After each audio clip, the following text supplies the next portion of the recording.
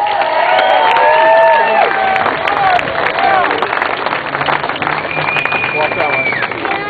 is quite the party. I love it. A lot of patriots here today. So what would you do if somebody walked into your home and they walked over to your bureau and they picked up your paycheck and they said, here, I'm going to take 47% of this, you can have the rest. They went over to the medicine cabinet and said, no, you can't use these.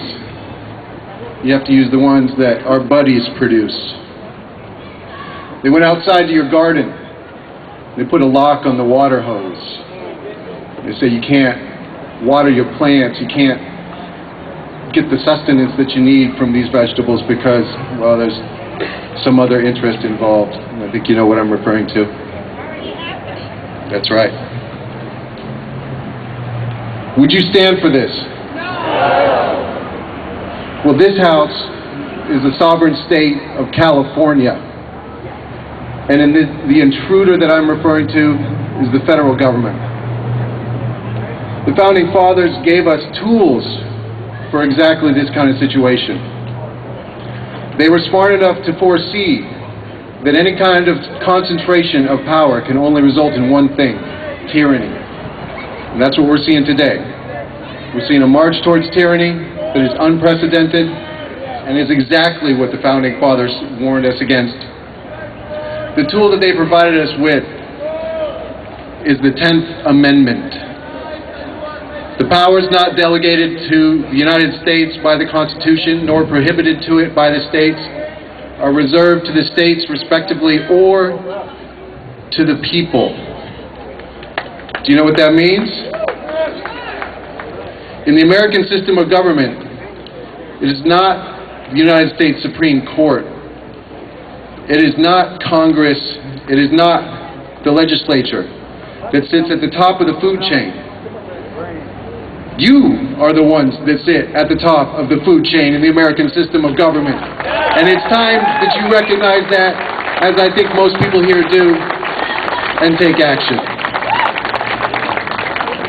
It doesn't matter what the Supreme Court says. The ultimate decisions about what the Constitution means and what is constitutional is the people of the United States, not a bunch of thugs in black dresses.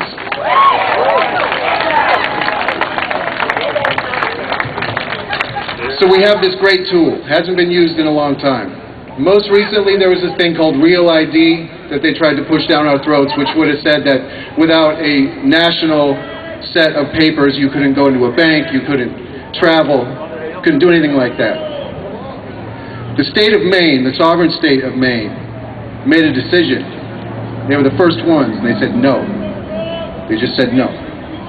They recognized what the Founding Fathers told us, which was true, is any law that comes out of Washington, D.C. that is unconstitutional is null, void, and of no force. There are 35 very specific things that the federal government is allowed to do. Have we gone outside of those parameters? Yeah! Well outside of those parameters.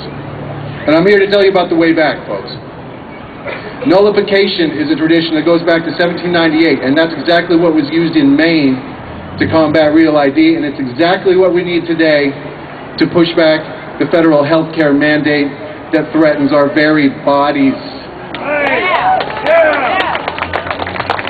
10th Amendment Center has legislation ready to go for California that will nullify the health care mandate.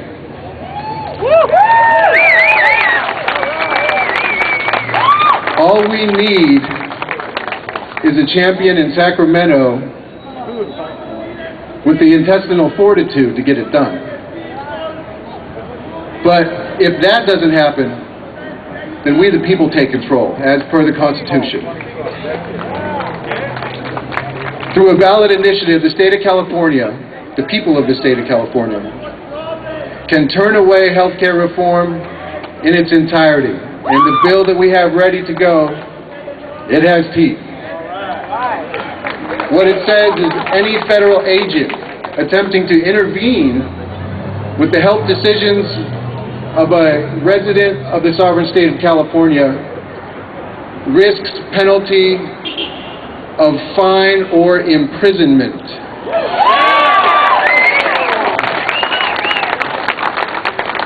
We created the federal government, folks.